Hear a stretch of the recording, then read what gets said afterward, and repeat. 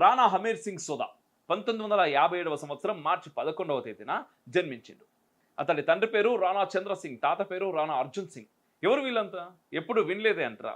మనదాకా ఈ పాకిస్తానీ హిందూ పాలకుల కథ వినిపించే ఛాన్సే లేదు. కారణం, వారు 1947కు ముందు మనలాగే భారతీయులు, రాజస్థానీలు, రాజ్పుతులు. ఇంకా లోతుగా చెప్పాలంటే సోదా వంశానికి చెందిన అగ్నికుల క్షత్రియులు. అంటే మన పురాణాల్లో చెప్పిన సూర్య చంద్ర అగ్నికుల క్షత్రియుల్లో ఒకరన్నట్టు. మరి పాకిస్తాన్లో ఎందుకు ఉండిపోయారు?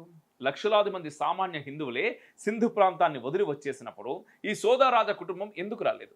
నిజానికి సమాధానం కూడా రాజకుటుంబమే. నేడు పాకిస్తానీలు ఉమర్కోట్ అంటున్న ప్రాంతం పేరు ఒకప్పుడు అమర్కోట్. అదొక చిన్నపాటి సంస్థానం.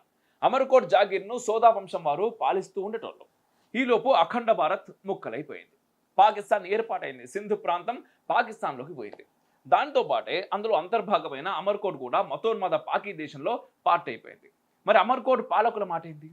అప్పటి రాణాగా అంటే రాజుగా ఉన్న చంద్రసింగ్ భారత్కు రాలేదు, అక్కడనే ఉండిపోయాడు. అమర్కోట్లో, కరాచీలో, సింధులో యావత్ పాకిస్తాన్లో ఉన్న హిందువులకు పెద్ద దిక్కయ్యాడు.